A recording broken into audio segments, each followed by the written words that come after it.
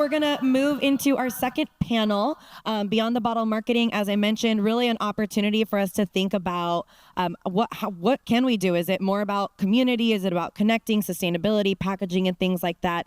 Okay, obviously wine, spirits, great. You have a product, but people, in order for you to feel attracted to what you're drinking, they're not just thinking about this bottle. Like if I were to place a bottle down right here, it's not about that anymore, right? It's about, Lynette called out community, connection, sustainability, all of these other layers. And so each human who you see up here is a beautiful representation of the power that you can carry in your brand and your product when you start to incorporate some of those stories and those things. So like I was saying, a great bottle of wine, a great bottle of spirits, to me is more than the product itself. It's really about the storyline.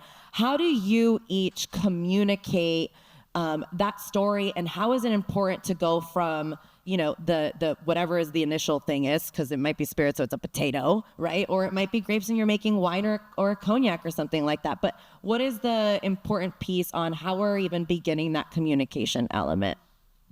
Yeah, so I think 100% it is truly all about the narrative. I think we have certainly moved away from just status alone or just cost alone. And I think social media is a big part of that, because a lot of brands today are actually digital first, right? They're actually showing up online before people even go to the liquor store to purchase the bottle. And so as a marketer, there are a couple different ways to think about how you tell that story. But I think one really accessible way is always the origin story. So how did you even come about thinking about producing this product? Is it a heritage product? Is it something that you created out of a need met that, a need that you weren't able to find in the market? And so once you understand what that origin is, you'll be surprised how many people are just like you and had that same unmet need. And so being able to tell that story of why you had the passion, why you wanted to produce this product, I think is a really great first step for how you tell your story.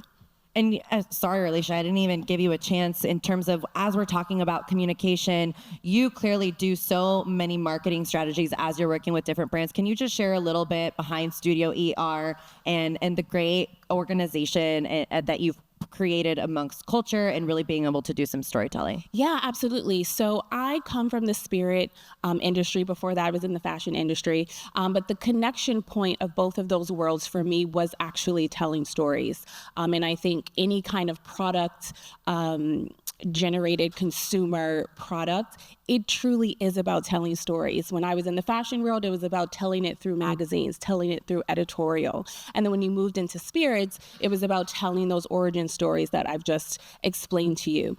However, what I found is that a lot of these stories missed the culture piece to it. And that is where I found my passion in understanding. I worked a lot with French brands, for example. And how do you tell that story from a country perspective, or how do you tell that story from a nation building perspective? And so I felt that a lot of people who were telling the story weren't actually the people that were a part of that culture. So while the story was being produced, it wasn't actually authentic, and it wasn't connecting to the consumer, because the team or the people that were translating were actually missing the nuances that create culture, right? Culture is more than language, is more than ritual, is all the things combined that brings culture to life. Culture has a humanity element to it. And so, not to say that if you're not a part of a culture that you can't express it, but you certainly will miss elements of it that actually make it the thing that you want to connect to. And so I felt that that was a missing piece in the market. And so I created my agency. Was actually focused, it's a two-part focus. So we focus on cultural research first and foremost. So I don't know how much you know about marketing, but a lot of it is based on insights that are data points. So people are reading about people from a demographic. People are understanding people from a black and white piece of paper that tells you, you're 18, you live in San Francisco, you must drink this. And that is just not how it works.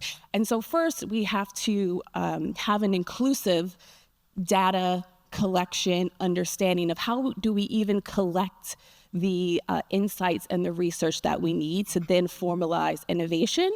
And then the second part of my agency is actually creating the experiences from those insights that truly help to bring this research to life.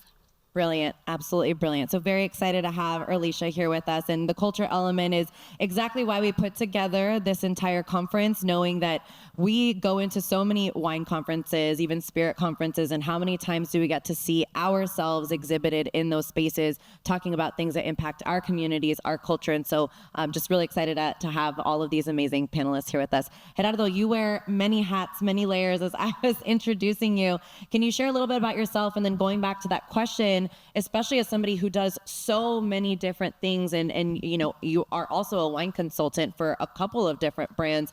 How are you effectively communicating that storyline then behind the products, so that it's not just, you know, a physical bottle of something that nobody has any kind of connection to?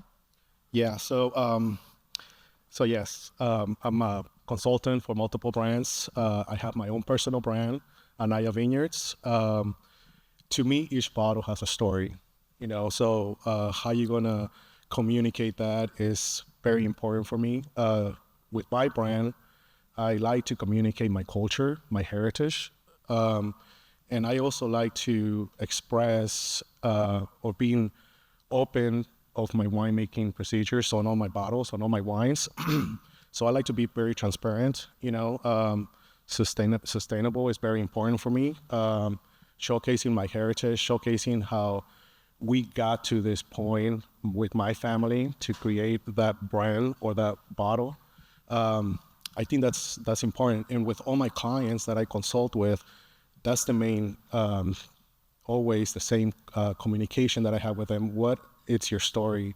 How are we going to communicate this brand? How are we going to showcase your wine to the public? Because ultimately, that's what you guys want to hear, right? I mean, Cabernet Sauvignon, yeah, they might change with different styles of wine, but it's a Cabernet Sauvignon. You know, it's not but the story is what's selling the wine to me.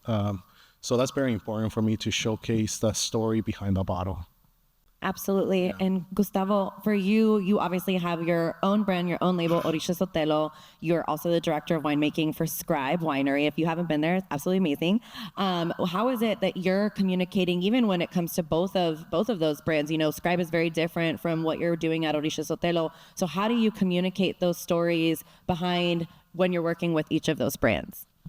Yeah, so the wine industry is a second career for me. I used to work in publishing in New York back in the day. And when I started getting into wine, I would dream about, well, what's the lifestyle of like making wine? And all I would dream about is like walking around the vineyards, eating grapes, the hard work, getting your hands dirty. And that feeling has always stuck with me in terms of initially what I identified with and what I was curious about wine.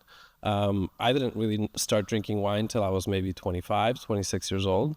And I didn't really care to think about the technical aspects of how wine was made. What enamored me were the stories of, particularly I learned about Spanish wine. So I was so interested in learning that, for example, in Spain, the railway system and electricity was first implemented in the town of Haro in La Rioja, which is the biggest wine industry region in Spain. And to me, it was just so interesting to learn how wine is intricately part of the national history of Spain. And that kind of nugget and that interest stuck with me. And as I started developing a career in wine, I always knew I wanted to start a brand focused on Spanish grape varieties here in California. And the way I built the brand was to, again, when I meet people, I don't want to give them wine education and be like, this is how the wine is made and it's barrel fermented, 30% new French oak. Like, people don't care. What people really want to figure out is if they can identify with you or an aspect of your brand. So the entire brand is built with little nuggets of information of where I come from, my heritage, or what I'm trying to discover. Later on in the grand tasting, I'll have a few different wines that you can see. Even the color palette that I chose for all the labels are colors that I remember from how homes are painted in Mexico. It's such a colorful country, so why not showcase that in labels? Even the name itself, Orice Sotelo. People immediately are like, what does that even mean? And so that starts the story, right? So I'm like, okay, Orice is a Galician word that means origin. And I have ancestors that came from Spain, from Galicia.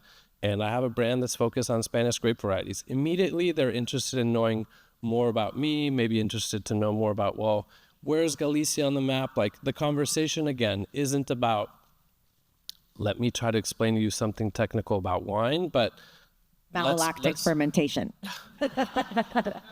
Eventually we can get to that. But, and that's something that I also learned at Scribe. I've been working at Scribe now for 12 years. I started in the tasting room early on when Scribe had just started as a business. And the whole ethos of a wine tasting at Scribe, again, like wine is just, it's there. Yes, you came, you made an appointment to come taste wine. But when you're hosting a tasting there, the goal is to try to connect with people, to try to become their friends, to learn about them. And if they ask you about wine, okay, let's talk about it. But again, it's not the focal point. It's about consumers, especially young consumers these days, I think are trying to figure out if they identify with something about your brand. It's very powerful. Joshua, clearly you've worked with a plethora of different spirits brands. Are you seeing consumers asking you, you know, how much of this is aged in this type of wood, or what are you communicating when it comes to how to really tell those stories behind so many different brands and even the places that you've been able to travel to? You know, you recently got back from Jamaica as well as Colombia. So talk to me a little bit about how you kind of intertwine those things into the storytelling that you build behind communicating who you're working with. Yeah, well, to answer your first question, most people are not asking those things, right? Like, there's a very small group of people that will, but most people, you know, via social, whatever, they don't really want to know the finer details of what goes into a product. Yeah, for me, I mean, I'm a bartender, originally a bartender by trade. So for me, it was always important to communicate with my guests, you know, what I was serving them.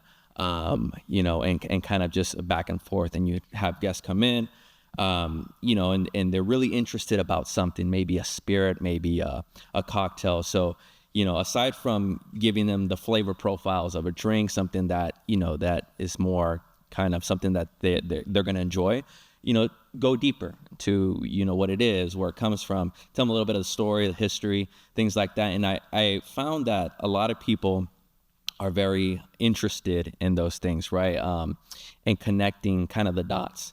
And then when I started my content, which is a lot of recipe-focused content with spirit brands, a lot of travel content when it comes to going to distilleries, things like that, I figured, well, let me relate these stories from where I've been, right? And tell the stories of not just the brand, right? If I go to a distillery, I don't say, oh, I did a tour of the distillery, yada, yada, right? But talk deeper of what goes on behind the brand.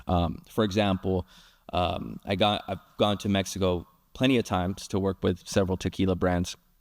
And a lot of times, you know, people, you know, they know how they see the agave being distilled and whatnot. And sometimes that content can get repetitive. So, you know, what goes on behind the scenes? How can I tell a story about maybe being out 4 a.m., 5 a.m. with a jimadores, picking the piñas, right, for the distillation, but kind of paint a picture of what goes on deeper behind the scenes.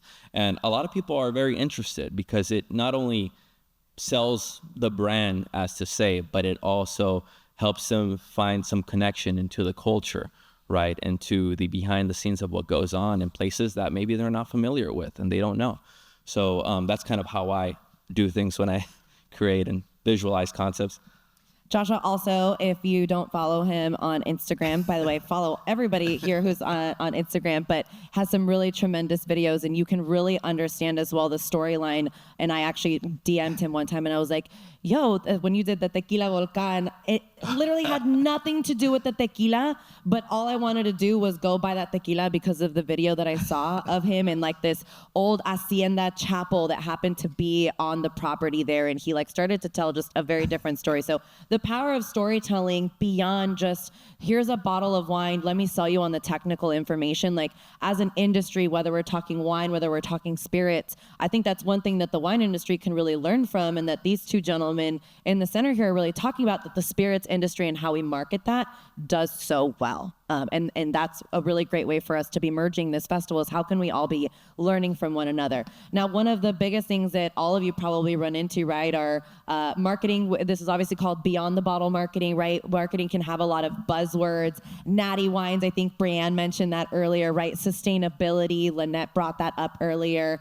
How do you determine which trends to get behind when you're living in a world where it's information overload and you're constantly being thrown just these marketing terms and you want them to actually mean something?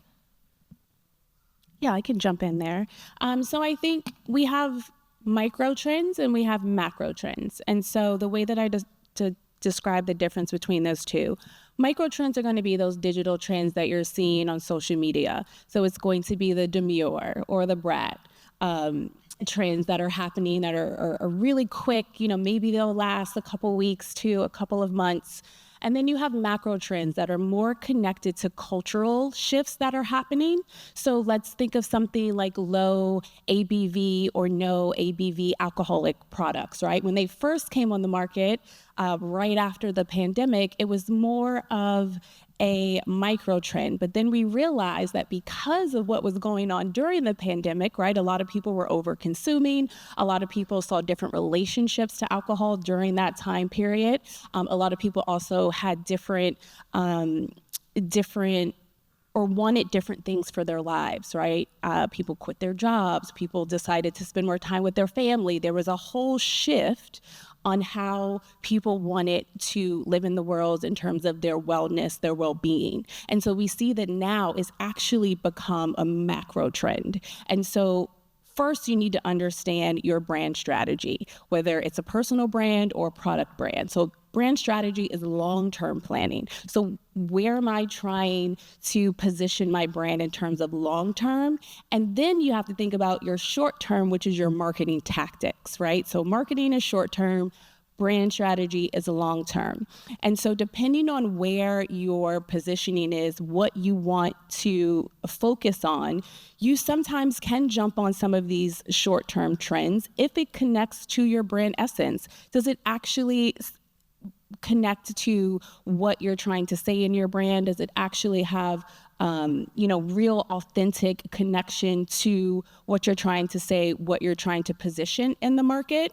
And then what I would focus on, though, however, would be those macro trends. Really thinking about, okay, I'm seeing these larger shifts happening in culture. Where does my brand then fit in within that landscape? Because that, to me, is what's going to take you further. But you certainly can play with the short-term brands, I would just say, or short-term trends. I would just say if you're going to jump on those, jump on them quick. Because if you're, 2 weeks, 3 weeks into the demure, you're late and no one's feeling it. You know what I mean? You're slow to the punch. So I would say jump on them really, really quickly. Be mindful of what you're jumping on, why you're jumping on it, how many you're jumping on during the year. But I would really set my eyes on those larger macro trends where you can actually implement that into your innovation strategy. 100%. And, Gerardo, one of the things that you did so well, speaking of macro trends, RTDs, ready to drink cans, things like that,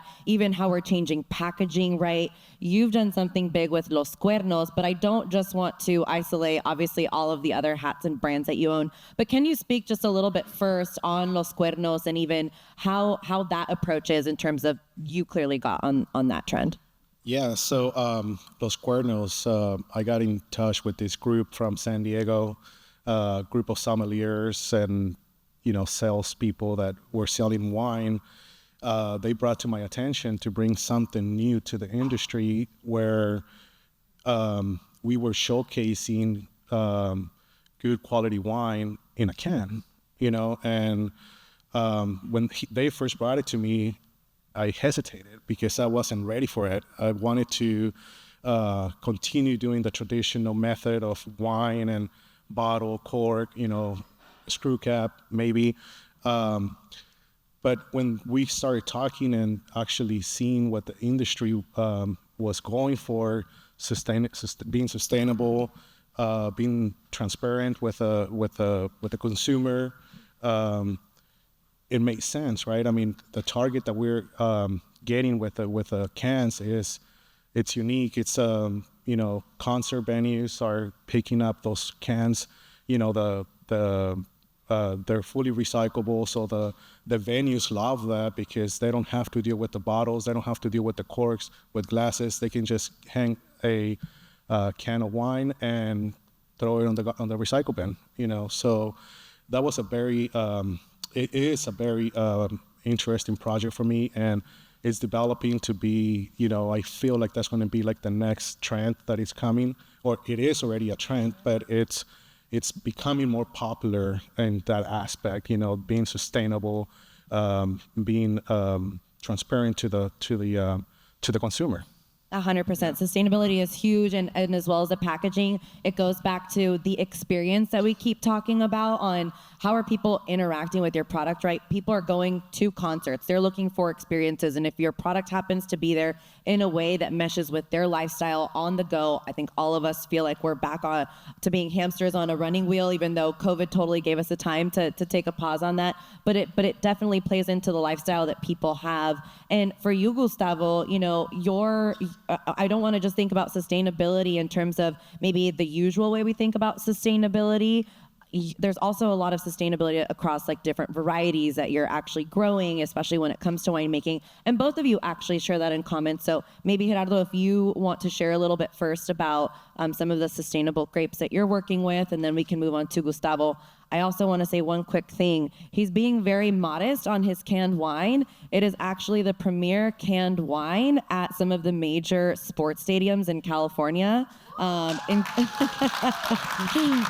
I will go ahead and hype him up because he definitely deserves that recognition. Future 40 recognized here on our stage. Now you may talk about your sustainable wine.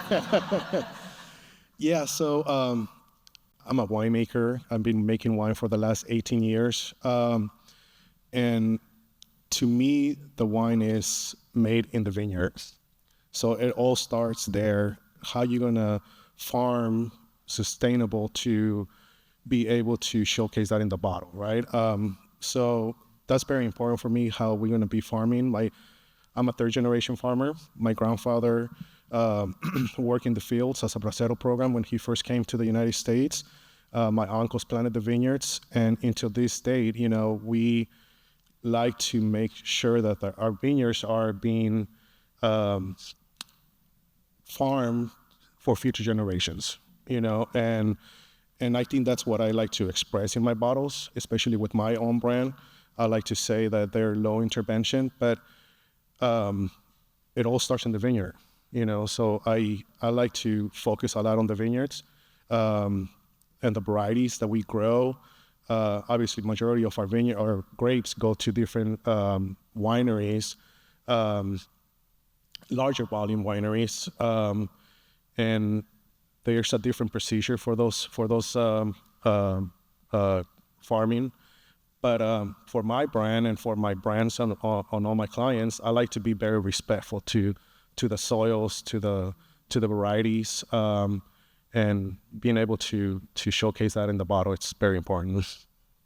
Gustavo?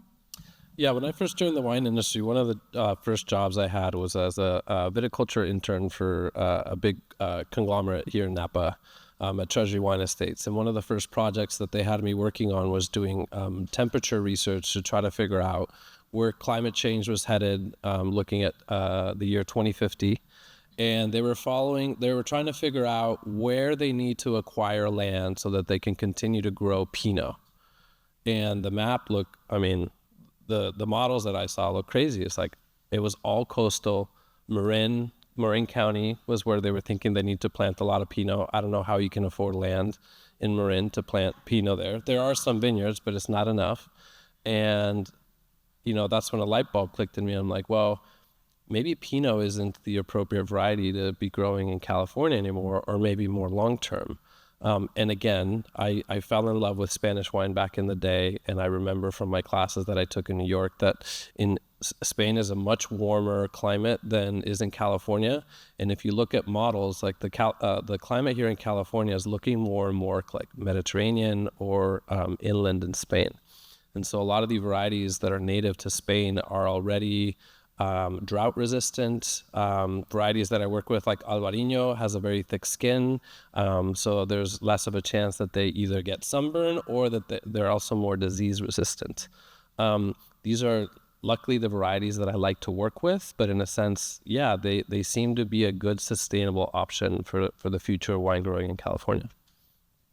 And I think that speaks to the question that the gentleman in the back had asked about, like what varieties are people asking for or curious about? And equally, I think us as business owners who maybe have our brands, what varieties are we thinking about that interest us that can actually be grown sustainably here? And I think the two of you are doing a really, really fantastic job about that. Obviously, sustainability doesn't just solely rely on the wine space, spirits as well. Joshua, how do you determine sort of if we're thinking about marketing and these buzzwords and trends, how are you determining when you're working with spirit brands, like how much consumers care about that stuff in the spirits world? Is it the same as wine? Is it different? Equally, when you're thinking about the content that you're creating, how are you determining what kind of trends you're getting behind and the way that we think about marketing in that aspect? Yeah, I mean, right now, transparency is big too in the spirit space, especially with tequila. That's been a trend in the last couple of years or so. Tequila has always been like spirit that you'd consume as like a party thing, right? Like a shot, this and that. For the longest time, it was like that. It was kind of like one of those things, right? And then in recent years, the transparency over additives being, added into tequila, other things, colorings, things in that to adjust the taste, right? The look or whatnot, have been something that have been widely criticized. So a lot of people are saying, a lot of people hopped on social and started talking about smaller producers, people that were making tequila from a more traditional level, that weren't adding things to their tequila, that were just making it in its raw, pure form, right? Meant to be taste like agave, not like vanilla or, sweet caramel, things like that, right? So transparency has been huge, and that's only just been in the last maybe, 3-4 years, maybe probably around pandemic time, right? Where we've seen that push in transparency from like not only people who create the tequila, but through social media, through people that review tequila specifically or make tequila content. And you get people now that, that their interest is now, when they go to a bar, they're like, they ask the bartender, what the bartender recommends or what is a good tequila that's not, one of the big top 3-4 brands that we all know, or we've known for the last few years. So you get people really interested in that. But again, it's not just from it being additive free or organic, right? A lot of the push has a story behind it, right? So, brands that we had never heard before now have a place on the market. Fortaleza is a big additive free brand that, prior to 4 or 5 years ago, we probably really didn't know who that was. But now it's hard to find a bottle of that, right? It's hard to get that at a store, right? Because not just because it's had that push of additive free or they make their tequila very traditional, but because there's people that have pushed their story of the family, of the people behind the product, right? Of how genuine and transparent they are when they create and make their product. So, I've seen that. And again, that's big with a lot of spirits, but the biggest right now is tequila, and that could be probably said. Yeah. How about when it comes to some of the other spirits that you work with? Because I know you work with rum, you work with gin. What is there anything from a sustainability like drive there, or any kind of focus on when it comes to how we're thinking about ways of pushing different strategies? Yes and no. But like when you look at spirits in general, and you look at what's being sold the most, a lot of people, will kind of flock to that, right? So like, for example, tequila being probably, aside from maybe vodka, being probably the spirit that's the most sold in the United States, right? So people kind of flock to that because it's something interesting. It's something they're looking into getting into. There's a big culture behind it as well that's different from, say, like American whiskey or gin, things like that. And again, there is marketing behind those spirits as well. There's stories to tell, this and that. But from my perspective, from when I get online and I create a recipe or I tell, do something with the spirit brand, I see that there's tequila right now is one of those that has the big push. Other spirits are cool, but like people like to see them in a recipe format and whatnot. But yet there's there's stories to be told from those perspectives. They're just not as popular right now. So we got lots of tequila to taste later this afternoon at the Grand Tasting, coming from lots of different places. So definitely take advantage of that. If we're drinkers in the room, if we're not, that's okay. We'll have aguas frescas. You know what? And I did want to mention before I forget, going back to what you were saying on trends, right? And tequila being what could be a trend right now, but over time there might be a new spirit that comes about, right? Could be, rum being very per se like a very underrated spirit right now or whatnot, but who's to say through social media that doesn't rise and become the next spirit? So again, there's trends to analyze, like you said, that they could be trends that are long-term for short-term, long-term, depending on what it is. And that's a really good point that I kind of want to open up to the rest of the group. How do we determine, for you all individually, like what stays and what evolves as you think about your brand, the products that you're offering, especially as we're thinking about marketing as a general umbrella, right? As the industries continue to evolve, what stays and what evolves? Well, to me, I think health right now is very important.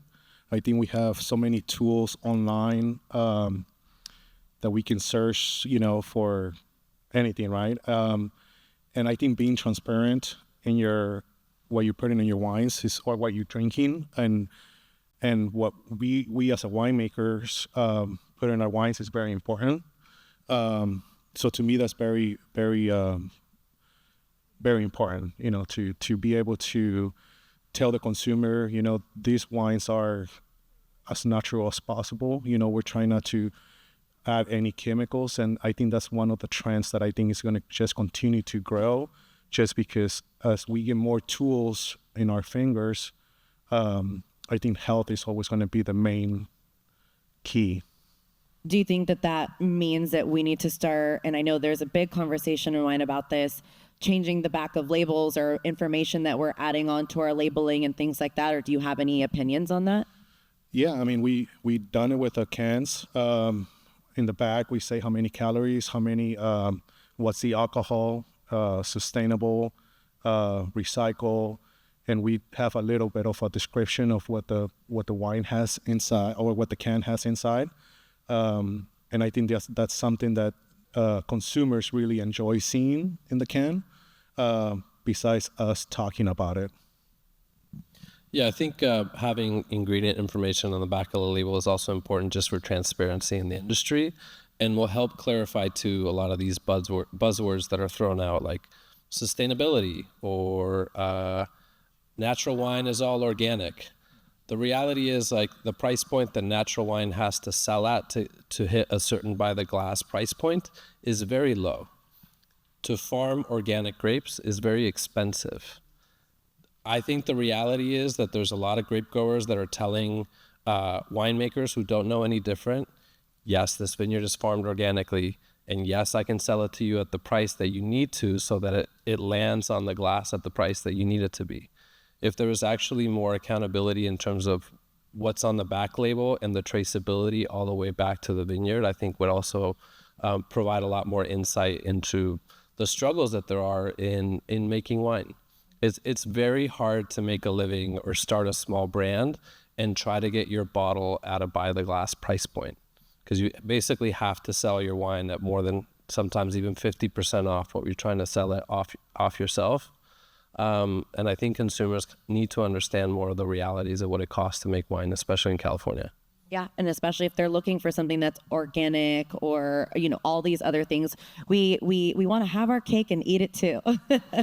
Would you say that your insight and your research that you found, and I know you primarily work more so with spirit brands, but would you say that that information pretty much stands up? No, it absolutely stands up. And that's honestly through all beverages. So I work with, you know, consumer packaged goods and outside of spirits as well. And people in general are very, very concerned about what is being put inside products. And that's from beverage, that's clothing, that's literally everything you can think of. And so they're also tracing it. You know, you have to understand that people have mini computers on them at all times a day, right? They're Googling, they are going to distilleries a lot. I'm also seeing a lot of consumers interested in local spirits, local breweries, local wines, because they feel like they have more transparency, even though we all understand that's not exactly true, but it's giving the signal that this is something that's truly important to the consumer today. So I would say if you do have a brand and you have the accessibility to make these changes, it actually will put you ahead in terms of marketing to consumers today. And that's a really good segue into my next question, sort of looking ahead. What do you think will really predict the future for wine, for spirits, for brands in general, in terms of what stays and what goes? Yeah, I mean, honestly, for me, I would say look at it as a product. Don't just look at it as the juice. I know it's difficult because, you know, we're making this product, so we have our heart and our soul embedded in the product intrinsics, but we have to think about the lines of difference are melting away today, right? We have genderless communities. We have a beverage that intersects into fashion. Like everything is intersecting today. So I would really educate myself on what's happening in terms of products in general. I think TikTok, honestly, is an incredible resource to understand what people are talking about, what people are posting about, what people are interested in. I think looking at industries like the beverage industry, like the beauty industry, for example, what are they doing with their packaging? Are there ways that I can pull from what I'm seeing in terms of different collaborations that are happening, different choices that people are making with packaging, different choices that people are making with marketing tactics, experiential. So I would certainly be looking across, not just in terms of flavor and just in terms of product. I also think that gives you insight into flavor as well. If you see that certain countries are being highlighted, think about the different flavors that now people are going to be exposed to. How can you then capitalize on your product in terms of being that, you know, connection point between those worlds? So I would keep a very open view on what's happening in the world and looking cross industry. And I've definitely seen two of the things that you called out, specifically with like packaging and color. I almost feel like everybody is super into nostalgia right now, whether it's like a movie, fashion, anything. And the packaging, I mean, Sprite isn't even Sprite anymore. It's Starry, right? And I was so confused. I was like, is that Sprite? Is it not Sprite? But Coca-Cola clearly understands, like, we need to go back to this time where if the product won't sell, the feeling that you give somebody will 1,000% sell. And I think everybody in this room, it doesn't matter what it is, we like that feeling of nostalgia because it takes us to a place when things just felt right. It doesn't even have to be a specific year or moment in time, but it's like, it's something that like relates to you. The second thing being collaborations, like you see people from different opposite industries collaborating with each other because again, you're trying to layer out how do both products or how do both brands maximize the most out of being able to connect with, I don't know if they're here right now, but I know they purchased tickets. I want to give a shout out to the founders of Estilo Latam, an entire fashion show that was also centered around Duckhorn wine. And I've got my crew over there in the back. But, you know, they wanted to blend the world of fashion and wine to be able to showcase both of them because both go hand in hand. Both are luxury. I have a whole other opinion on what does luxury even mean, but both can be enjoyed and you end up creating just an even greater vibe, right? And so collaborations, packaging, understanding what's trending, TikTok, the nostalgia element, and how do we actually play into that? One quick thing I'll also add, I would also be thinking about digital first. I know, obviously, you're producing a spirits and wine that people drink, so that's a tactile product. But a lot of people are going to be introduced to your product via social media. So really thinking about how does this show up on social media, I think will also really help you in terms of the next generation and product innovation. 100%. Gentlemen, what do you think the trends will be that kind of predict the future and where we're going, and how can people get behind them, including maybe yourselves? Yeah, it makes me think to the fact that Mexico, in terms of travel, is like a very hot interest point for people. I don't know if you guys noticed this, but everybody's talking about traveling to Mexico City. Everybody loves the aesthetic that Latin American countries have. And it can be both elegant and rustic. And one thing that we have going for ourselves as the wine industry is that we are a lifestyle product. So how can we intertwine lifestyle with our Latin heritage, with people are enamored about, so that people are interested? Again, like you mentioned, it's the product itself. Before they even tried the wine, they already feel like, oh, this looks beautiful. I want that table setting at my house. Therefore, I want that bottle of wine. And they're going to like it because they already fell in love with the image of it. So before they even opened it, they're already excited about it. Gerardo, Josh, anything to add on what trends you think are going to really predict the future, sort of looking ahead? Yeah, for sure. Social media. Social media is a huge factor, right? Everything's digital. When you're, during the day, right? You're looking at social, whether it's TikTok, Instagram, whatnot, and you're probably looking at things related to what you do, right? As a business owner, as a consumer. So whether that's wine, spirits, whatnot. So you see the trends, right? You see what's happening. And again, whether those trends are long, short, whatever, you see the shifts coming and going. So if you stay up to date with that and you kind of like adapt to learning bits and parts of what's happening on social and apply that to your product, and then apply that perhaps to your social, then over time it kind of just becomes easier for you to understand, okay, this is what's happening, this is where this is going, where that's going.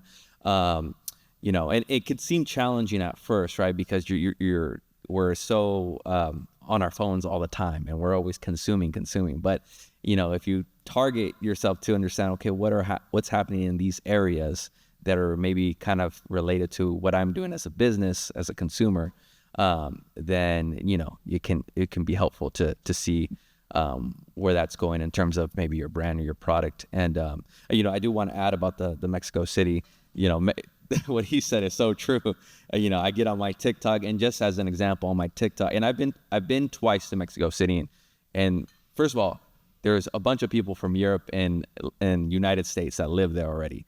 But on TikTok, I'm getting these Mexico Cities posts, these super nice aesthetics of where to go, this and that. So it's a trend right now, because of how culturally dense a place like Mexico and Mexico City is. So to his point, it's 100% true, for sure.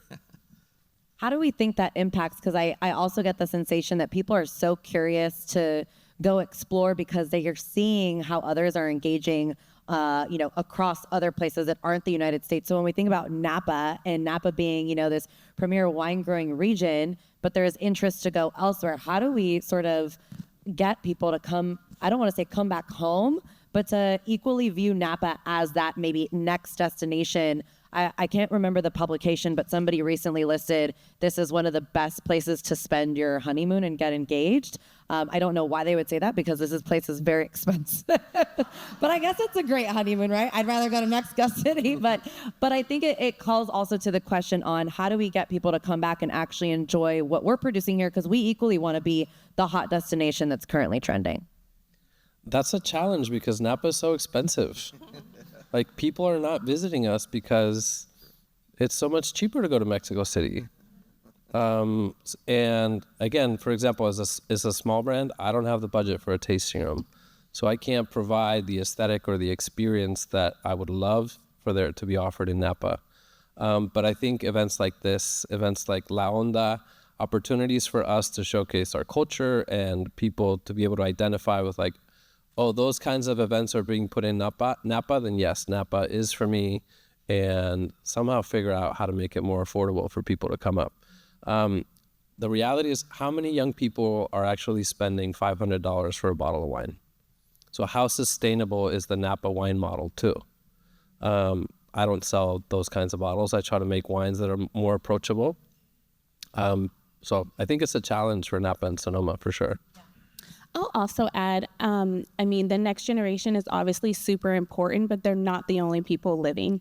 And so I think we can also think about how we are marketing to other generations who have disposable income, who actually don't want to get on a plane. There are a lot of, people 60 and up that are not interested in traveling as much because of things like COVID. So I think it's like thinking about what makes Napa Napa. I think there's also going to be this connection point to homegrown, to thinking about the U.S. in terms of a place of origin, thinking about products that are accessible to the United States. I think we're also going to go through a huge transition, after January 20th. And so who knows, maybe we all won't be able to travel anywhere. So I think it's about thinking about what's going on in the world, but also staying true to what makes you you. And I think the thing about digital and the thing about social media is that you actually can make a story out of anything. And I think you apply the same kind of influencer strategy, really connecting to Napa being the original for many kinds of wine production, and also being homegrown, I think is something that I would recommend if someone came to me looking to, like, how can we actually build a campaign around Napa? Absolutely. And I do have to call out Gerardo here, who, speaking of collaborations, you come from Lodi, one of the oldest growing region, and you've got a really exciting collaboration coming up with Merriam and Company through the Field Blends partnership. That's right. Yes, very exciting. Talk to me about that. And again, the trends that we can continue to see as we try to drive people to destinations that, like Napa, Lodi, like, we've known what we're doing here from a wine industry perspective for a long time. Like, come trust in us and build in that community. Yes, absolutely. So to me, it's very important to listen to my customer. The social medias and all these channels are very important. I'm going to speak about Lodi. I mean, Lodi, I feel that we still have that intimate connection with our consumer, direct to consumer. And I feel that that's what makes us unique, to be able to walk into a tasting room and you're going to be talking to the winemaker or to the owner, and you're not just going to a corporate winery or a corporate business and talking to the manager or to whoever is in the back of the bar. And I think that's what Lodi has kept until now, very intimate for the consumer. Obviously our price ranges are a little bit lower, so they're a little bit more affordable, starting from the farming all the way to the finished bottle. So I think those are keys. Listen to your consumer base, what they want. Maybe you do younger wines, and you don't have to spend so much money on a production of a bottle of wine, and that can be your budget. To where you need to be able to sell to that consumer. So I guess listening to your customer is very important, and obviously through all these different channels. Yes. And I would also say you started to touch on that a little bit, when it came to different varietals and listening to your customers and price points like that, obviously being mindful. We're clearly seeing budget restrictions. I don't know about you, but I definitely feel that on my end of the world. I'm sure everybody here feels that in terms of brands and how much people can actually invest into building something up. Pandemics, you mentioned it, high highs, and right now we're experiencing those low lows. How do we evolve and even manage expectations on how we can engage at a time when there are extreme budget restrictions? Strategy. I would say really get serious about what your long-term plan is and how you can actually invest in marketing, whether you're lucky to have internal people who can put together a reel really well, that have that understanding of digital. I definitely think digital is a place that you can invest in an accessible price point. But I really think thinking about your long-term strategy, I know budgets are a concern. We don't necessarily can't fly 10 people to our vineyard to have this experience, but there are things you can do. Maybe you can fly one person down for that experience and really understand what their reach is and really build something that feels not just the traditional influencer marketing, that you actually have thought through how can we make this experience and how can we amplify it. And I would say for the investments that you do make sure that you can amplify it. Make sure that that's something that can go cross-platform. Make sure you have a LinkedIn strategy for this thing that you invested in. Make sure you have a social media strategy for how you can invest in this. How can you invest in this in real life experience? So think about, investing in smaller projects, but how can they be amplified across many different platforms, both digitally and in real life? Fantastic. In the wine industry side, care to share any insights? I've seen non-vintage blends becoming huge as a way to kind of mitigate maybe some budget restrictions and what you can produce. Or are you all seeing anything along those lines, or anything else you care to add to that? Yeah, I think there's definitely, the wine industry as a whole is suffering a little bit with sales, but, one item that I wanted to bring back up about trends is I don't see that happening necessarily with white wines. And I find consumers in general are much more open to trying new and different varieties and different kinds of blends as well.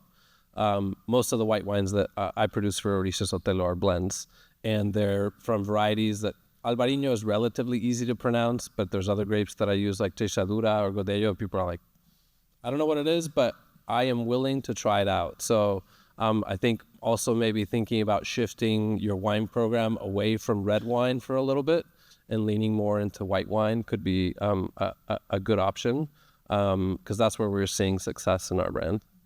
And talking about the climate change that you brought up earlier, a little bit more resistant to maybe some of that extreme temperature. Yep.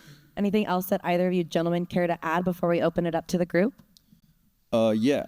So just picking up on what you said about strategy, definitely important. If you're a small brand, right, you might not have maybe the budget for like an influencer strategy, right? So going forward, you got to figure out, how can you get good with it? And I always advocate for people to try to tackle that, or try to challenge themselves to try it on their own in-house. There's a couple of places or brands I've seen who have done it, and they've done it really well, applying what like content creators, influencers have already been doing in their space, right?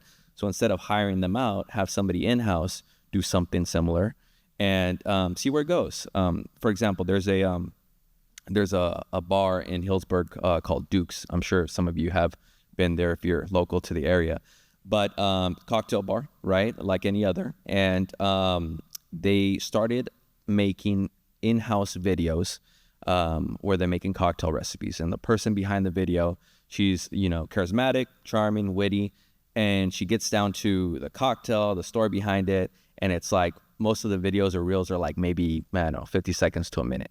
And over the last maybe 6-7 months, their account has grown thousands of followers.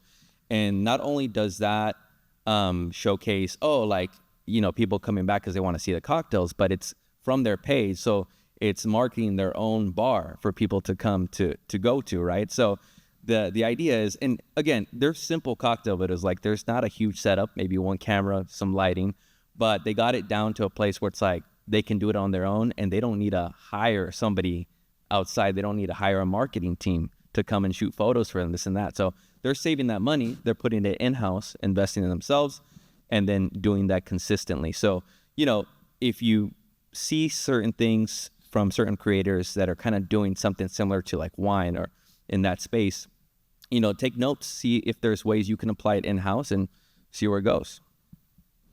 One last thing I just wanted to add to is I think this kind of event is also the perfect opportunity to highlight the importance of networking and using our own community to support each other. The reality is like the brand that I've built has been an effort of more beyond just me and my wife. It's definitely, the expression, it takes a village. It's taken a village for me as a minority owner in the wine industry. We're the majority of the workforce, but as a minority community group, we are the minority of ownership.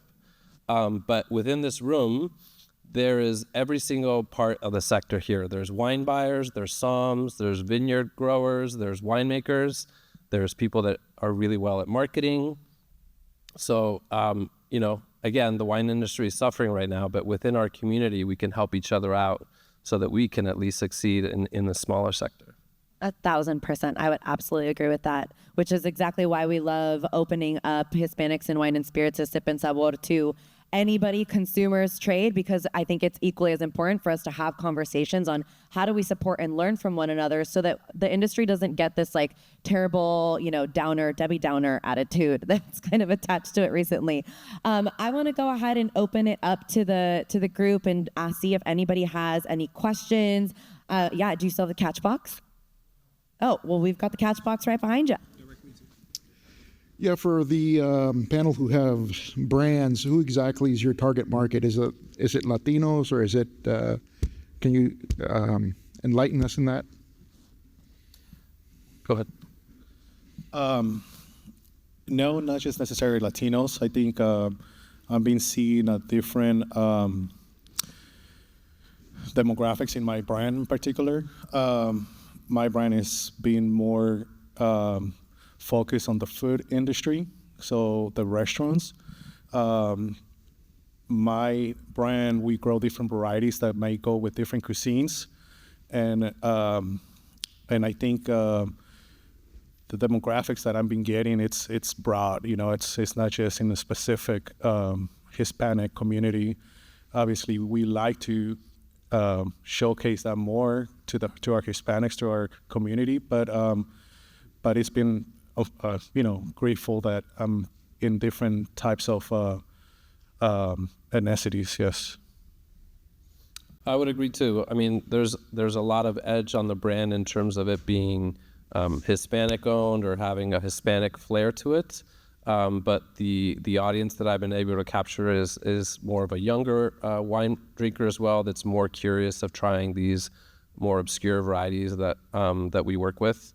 Really trying to focus the brand to be served at restaurants, to be served with food.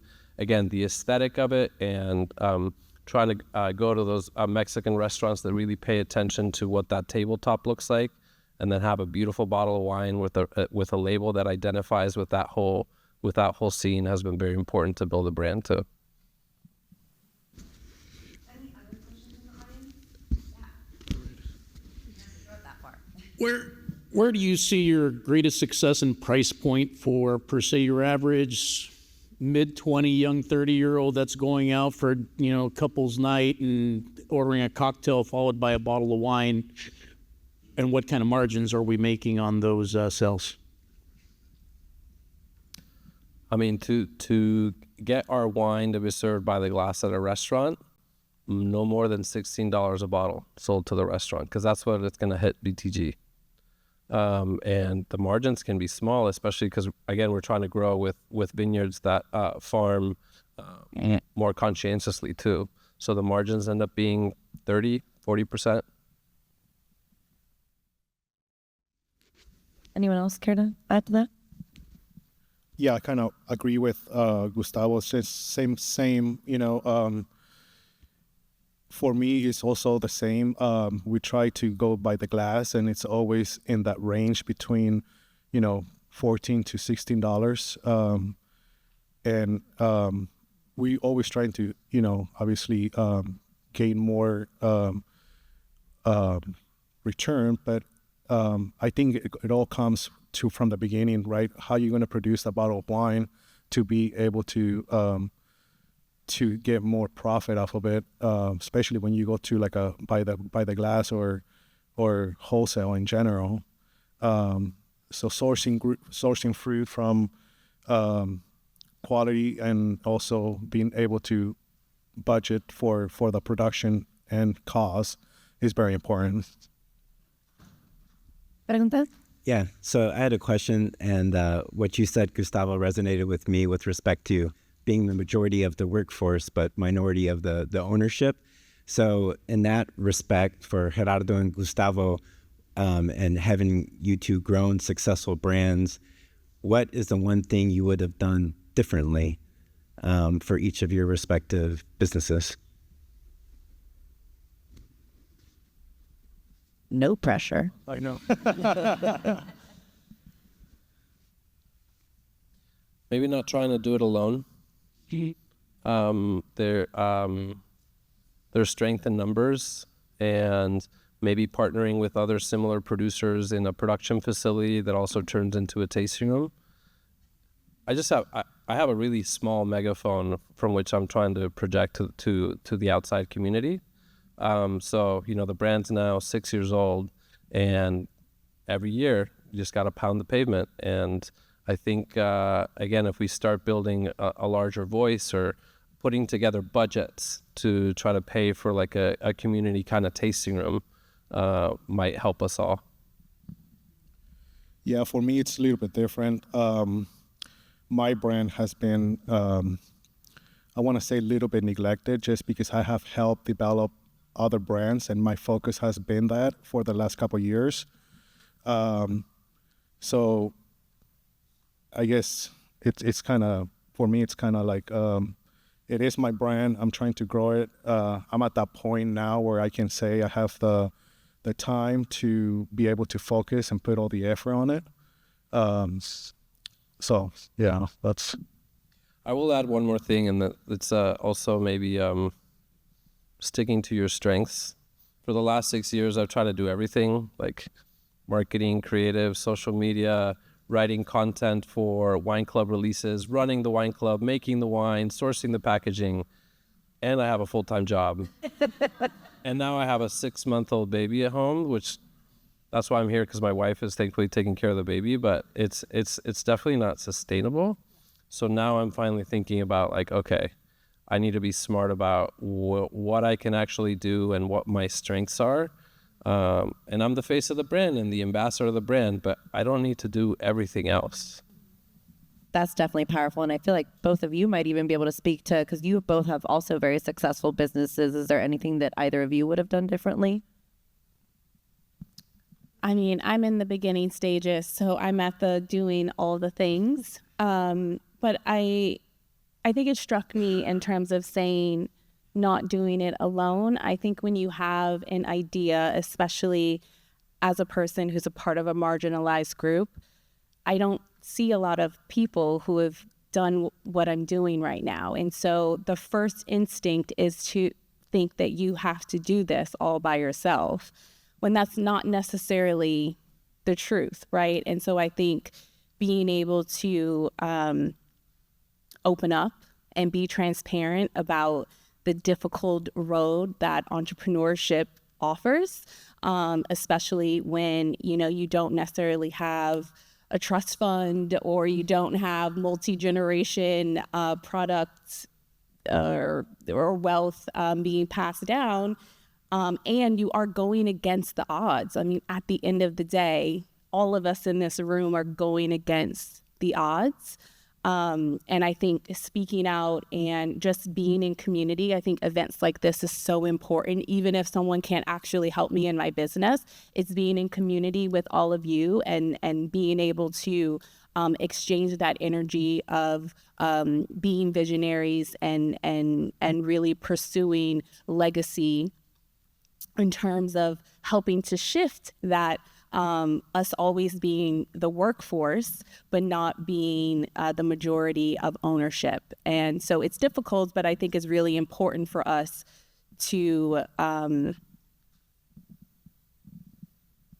go through all that we have to go through to be able to hopefully shift that for the next generations to come. 100%, 100%. And I highly encourage everybody here, we're going to break out right now for a quick break, and everybody's going to go into their own breakout sessions. So, and then after that, we'll have some lunch. So please use this time while you're here, connect with each other. The biggest theme that I heard everybody up here talking about as we think about not just marketing, but ourselves as a community is you don't have to do it alone, right? Go out, network, make friends here. It is literally the highlight of us creating Sip and Sabor is for everybody here to meet a friend and to know, hey, you might actually have a resource that somebody else has been looking for. So look at them and be like, unlock my miracle that you owe me.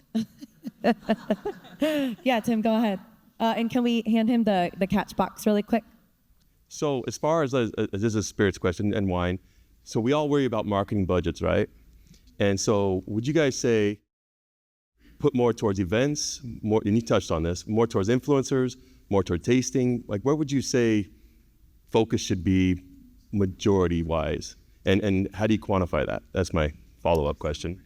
So I think it goes back to your brand strategy. I think it's all individual. It's all really based upon where you are, number one, like in your growth journey as a brand.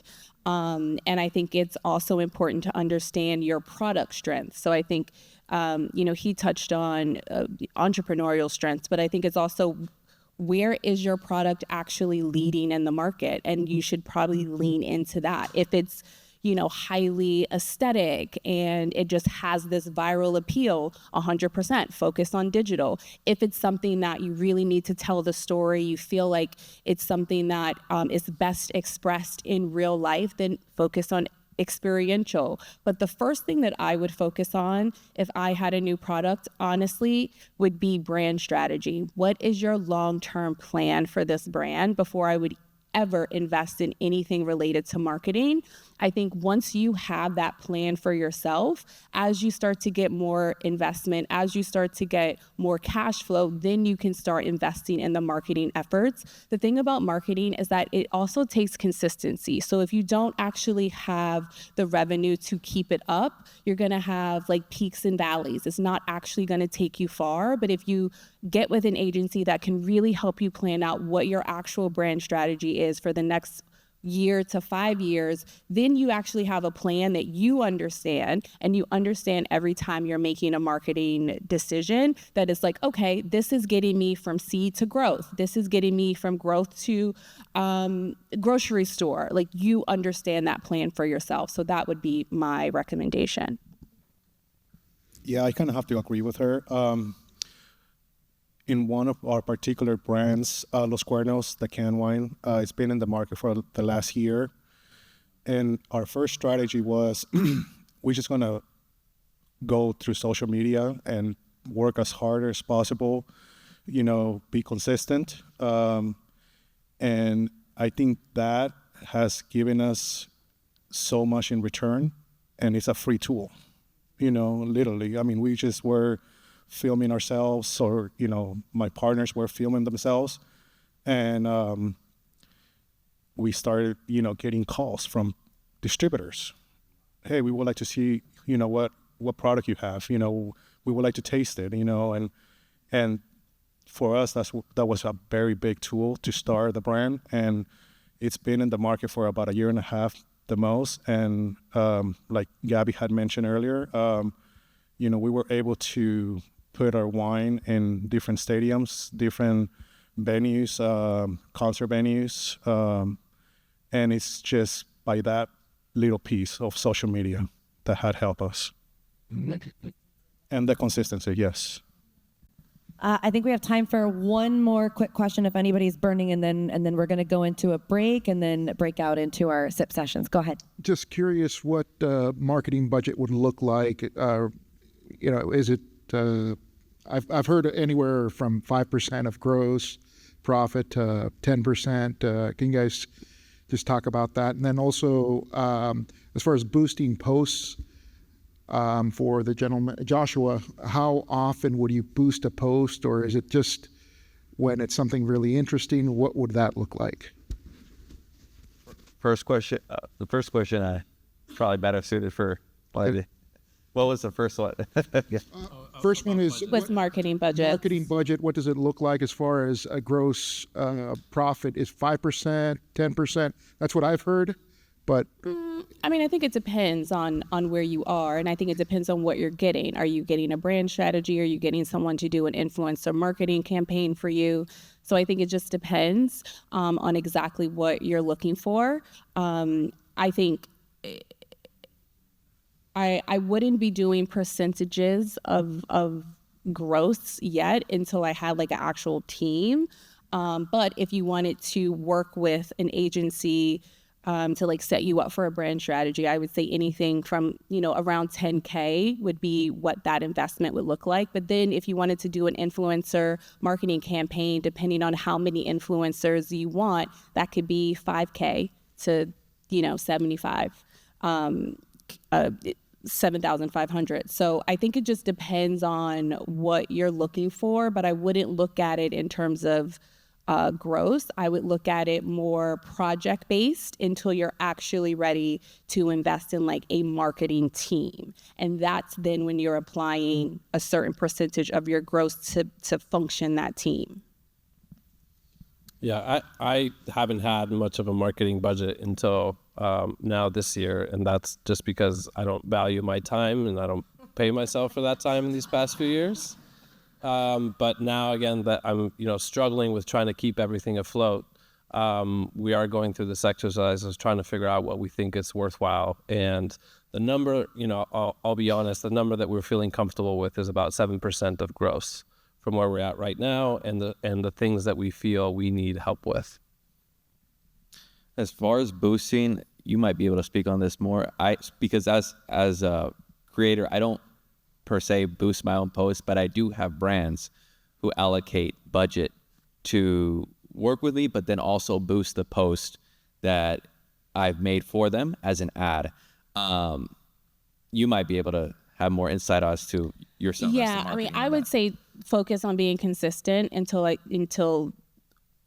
let me go back. I would say focus on being consistent on social media before you start boosting, because once you're consistent on social media and you actually get to understand your analytics in the background of like who's watching your post, what demographics are watching your post, when they're watching your post, then you can actually make an educated decision on how to boost and when to boost. But until you have consistency, I would say at least 3 months in, you're kind of just, it's a crapshoot. You're just throwing money out there and there's no real purpose. So I would first be consistent, start to learn my audience, start to learn what they are responding to, and then I would start applying some boosting to that.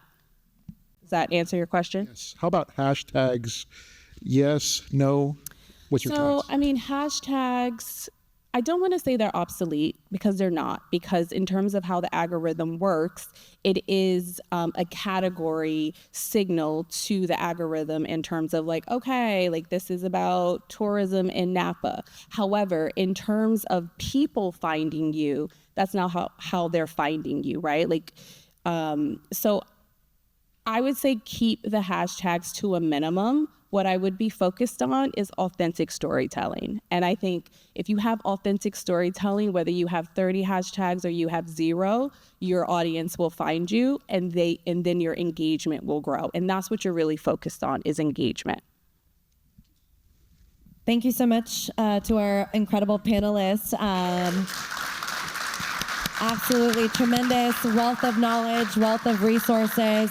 Please be sure to connect with them. We have lunch later on. Again, like I said, make sure to make a friend today and just be able to connect and share those stories. Thanks, everyone. You have about 15 minutes until 11:30.